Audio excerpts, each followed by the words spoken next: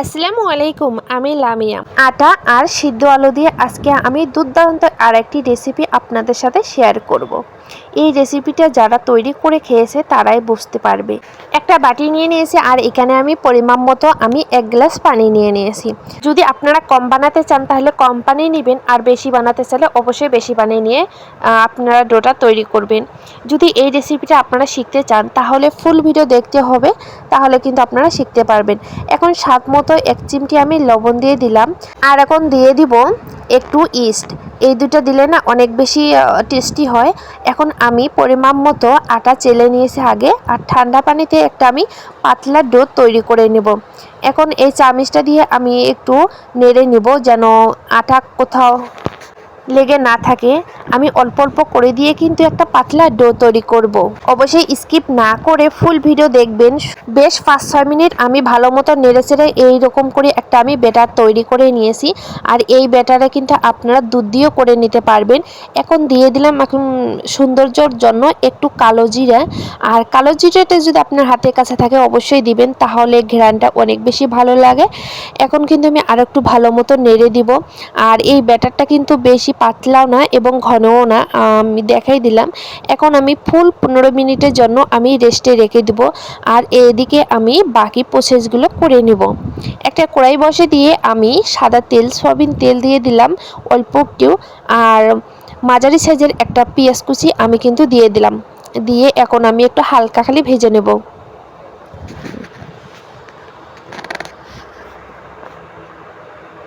এখন আমি দিয়ে দিব 2-3টা কাঁচামরিচ কুচি। আর এই কাঁচামরিচ পেঁয়াজটা আর একটু আমি ভেজে নিব যেন কাঁচা গন্ধটা না থাকে। একটা একটা করে উপকরণ দিয়ে কিন্তু এটা আপনাকে সুন্দর করে ভেজে নিতে হবে। সবগুলোই দিলে ভালো মতো ভেজানো হবে না। এখন আমি আস্ত জিরে দিয়ে দিলাম। অবশ্যই আস্ত জিরেটা দিবেন, তাহলে খেতে অনেক বেশি ভালো লাগে। আর এই নাস্তাটা বানাতে খুব সহজ এবং অল্প সময়ে এই নাস্তাটা বানিয়ে নেওয়া যায়। এখন কুচিয়ে রাখা আমি বড় একটা টমেটো আমি ছোট ছোট করে কেটে নিয়েছি। আপনারা আপনাদের মন মতোই করে টমেটোটা আপনারা সাইজ করে নিতে পারবেন। এখন আমি একটু চিকেন কেটে রেখেছি ছোট ছোট করে, সেটাও আমি দিয়ে দিলাম। আর চিকেনটা দিলে না খেতে আরও বেশি স্বাদ হয়, তাই যদি হাতের কাছে থাকে তাহলে দিতে পারেন। আপনারা চাইলে সবজি দিয়েও এই নাস্তাটা বানিয়ে নিতে পারবেন। আদা রসুন বাটা আমি 2 চামচ কিন্তু পেস্ট দিয়ে দিলাম। আর এই আদা রসুন বাটা পেস্টটা আপনারা পরে দিবেন চিকেন দেওয়ার পর, তাহলে ঘ্রাণটা থাকে অনেক বেশি ভালো লাগে। এখন সব কিছু উপকরণ দিয়ে কিন্তু একটু ভালো মতো আবারও নেড়ে দিছি। এখন আমি স্বাদ মতো লবণ, লাল মরিচের গুঁড়ো আর একটু হালকা 1 চিমটি হলুদের গুঁড়ো, গরম মশলা, জিরা আর হচ্ছে পাঁচফোড়ন আমি সবগুলো বেটে রেখেছি সেগুলো 1 চিমটি দিয়ে দিয়েছি। আর অবশ্যই যদি এগুলো না থাকে তাও সমস্যা নেই, আপনারা আদা রসুন পেস্ট দিয়েও কিন্তু এই নাস্তাটা বানিয়ে নিতে পারবেন। এই নাস্তাটা এত পরিমাণ সুস্বাদু।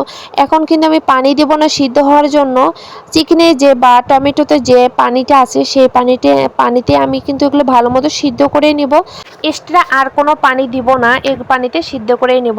আর এখন আমি দিয়ে দিলাম একটা ছোট মাঝারি সাইজের একটা আলু আগে সিদ্ধ করে রেখেছি, সেই আলুটাও দিয়ে দিলাম। অবশ্যই আলু দিবেন, আলু দিলে অনেক বেশি ভালো লাগে।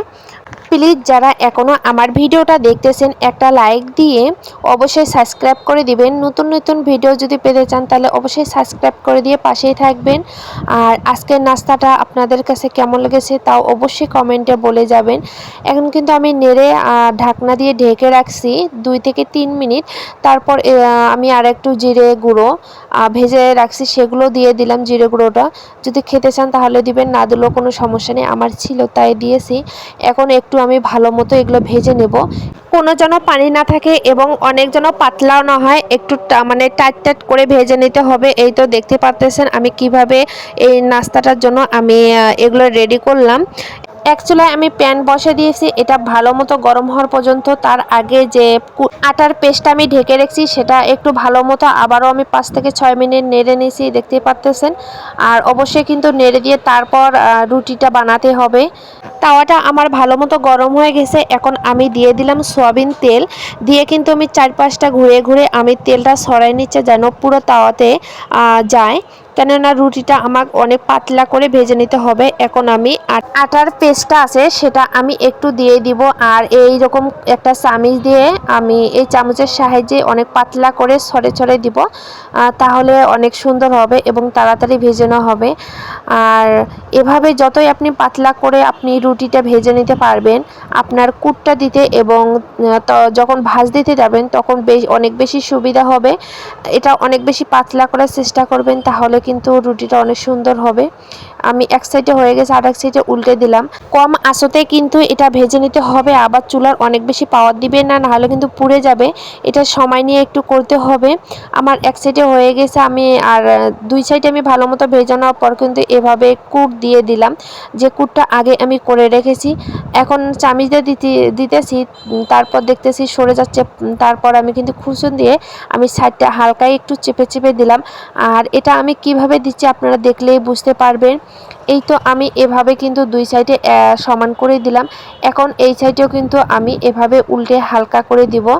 আর আমি সুন্দর করে দুই সাইডে দিয়েছি, তার উপরে কিন্তু একটু আমি সয়াবিন তেল দিয়েছি, তাহলে এটা মুচমুচে হবে। আর এটা একটু আমার মোটা হয়ে গেছে, তার জন্য সাইডে ফেটে গেছে, তাও কোনো সমস্যা নেই, খাওয়া যাবে। আমি কিন্তু এটা দুই রকম করে ভেজে নিব, আপনাদেরকে অবশ্যই দেখাবো। আমি এখন উল্টে পাল্টে দুই সাইডে কিন্তু একটু লাল লাল করে নিব। আর এই তো আমার একটা কিন্তু হয়ে গেছে, এটা আমার ছেলে খাওয়ার জন্য প্রস্তুত দাঁড়িয়ে আছে, তাই ওর জন্য তাড়াতাড়ি করে দিয়ে দিলাম। তারপর আপনার দেখার জন্য আর একটা আমি কিন্তু এভাবে পাতলা করে, এটা আমি অনেক পাতলা করে আমি এটা বানিয়ে নিব। এই রুটিটা যত বেশি পাতলা করে আপনারা নিতে পারবেন, তত কিন্তু পেস্টটা দিতে খুব সহজ হয়, সুন্দর করে আপনারা দিতে পারবেন। তাই চেষ্টা করবেন পাতলা যেন হয়।